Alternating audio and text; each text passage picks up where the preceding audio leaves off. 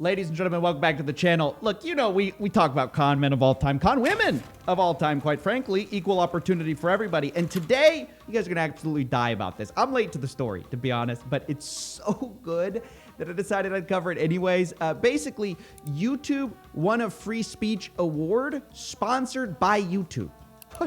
What is this world come to? Let's go to the board. I got to show you guys this.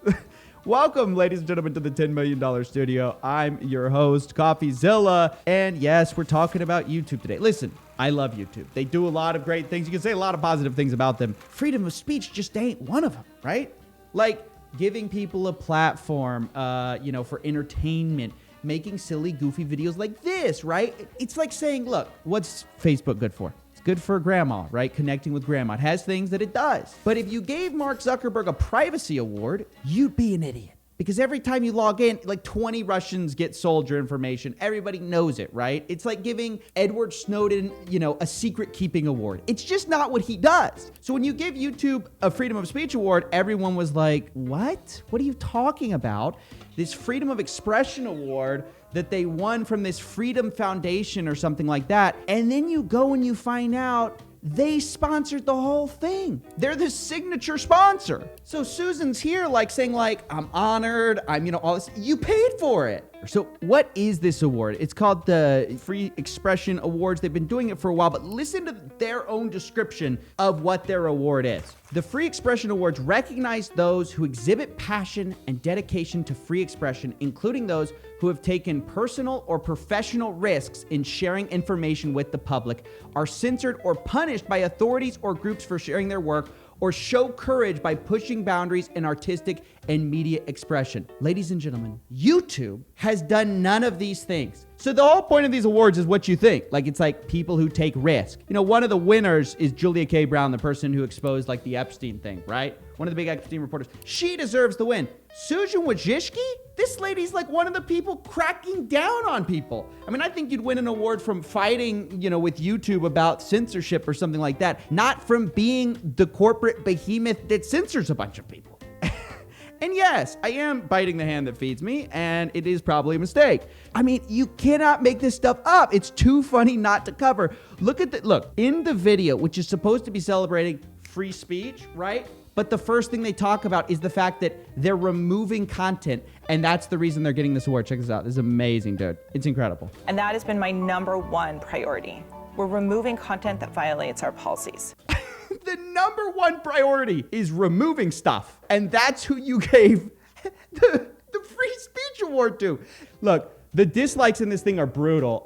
Look, you can't even see the like to dislike ratio, but don't worry, you won't be able to see the dislikes soon, so don't worry about this, YouTube. So yeah, they make this video. First thing they talk about is removing, and then they don't stop. If I sum it into these 4 different R's, the first one would be remove, which is that we're always updating our policies, and when content is violative of any of the policies, unfortunately, we need to remove it. So we removed 9 million videos last quarter, and almost all of them, over 90%, we remove with machines. 9 million videos, and this is what you choose to talk about during your free speech award acceptance? You're like, look how many we got rid of, and they're all machines. We've created a machine state. We're removing videos automatically. How could this possibly be something you talk about? At least hide it. Have the decency. Let's say you give BP Oil, a green climate award. You wouldn't expect them to talk about their biggest oil spill during the acceptance of that award. At least have the tact to understand where you are and be like, look, hey, we would never, just lie, right? Just lie. Instead, it's first thing up on our plan, remove. It's like giving Xi Jinping a humanitarian award, and the first thing he says is the way I've created peace in my society is with the 4 I's. The first I being internment camp. And you're like, okay, wait, back up?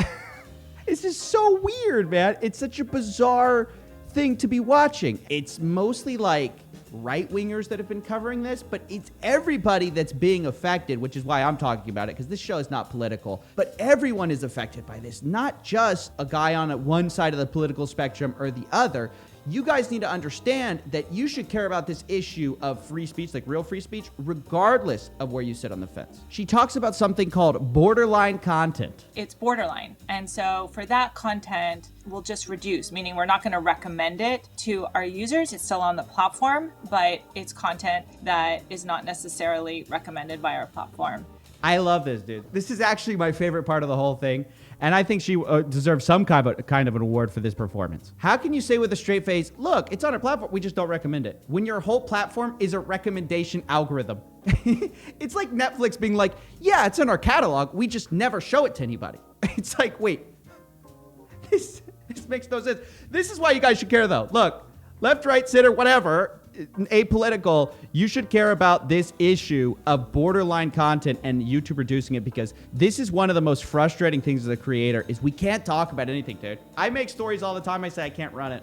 Nobody's going to see it. It's not because it's going to be demonetized even. There's this new thing. They don't even recommend the content to the people who want to see it. Look, so a few examples of people who are not on the right talking about this, because I feel like it's only people on the right talking about it. I don't want to just go from that perspective. So here's David Pakman talking about borderline content for a second. Now the terms we have to interpret are borderline content, and what it means that YouTube claims that they are succeeding, that their policy is working to stifle borderline content. Because when they talk about borderline content, it's not just white nationalist stuff. It's not just hate speech. It's all the independent news content like our channel that gets wrapped up with the hate content and not recommended, and it crushes us. When YouTube now says that this is working, what they mean is the algorithm changes they've made are correctly recommending corporate content over ours, and it's a disaster. That's absolutely right.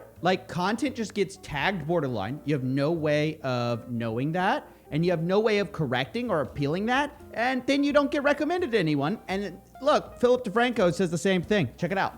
But suppressing the flow of news coverage, suppressing the flow of information isn't the answer. This isn't a you cracking down on misinformation story or situation. This is you looking at news coverage and going, that's too mature for everybody. But that's the world out there right now. That's how you scare people away from trying to keep those in power accountable. If people know you're going to kill their video, and you're killing videos because they are talking about serious accusations, how can you hold people accountable? People are just not going to bring to light serious stories. That's right. Look, this is YouTube's golden boy, dude. There's no one YouTube's a bigger fan of than Philip DeFranco, and he's out here saying, look, even my show isn't corporate enough for YouTube. Even my show, I can't even do my show because about certain topics, because I know YouTube's not going to run with it. This is like the most non-controversial creator ever saying, I have to censor myself. So the irony of YouTube coming on and being like, look, guys, hey, free speech award. And the first thing they talk about is removing content, censoring content. It's like, how did this ever get aired?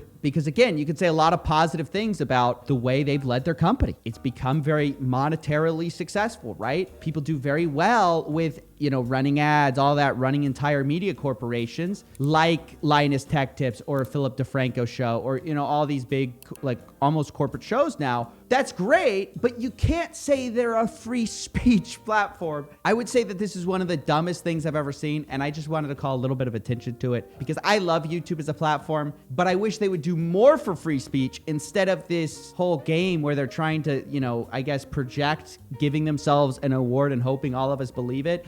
But I just wanted to talk about this. I hope this issue matters to you guys. It matters to me. I mean, I'm just waiting for the day that they crack down on my channel. It's inevitable, the kind of stuff we talk about. But it is really sad that YouTube can just pay for an award like that. You would think that you would have to earn it. But yeah, I don't know. Let me know what you guys think. Do you think they deserve this award? Back to the regular kind of content tomorrow. We talk about fake news of all kind, though. Not just the people lying to you about a Harvard speech, but the people lying to you about a free speech award. But that's basically it. Thanks for watching. See you next time. I know what you mean. This ain't what it seemed. Nothing but a trick. Trying to sell me on a dream, but that was where you lost me. Wake up and smell the coffee.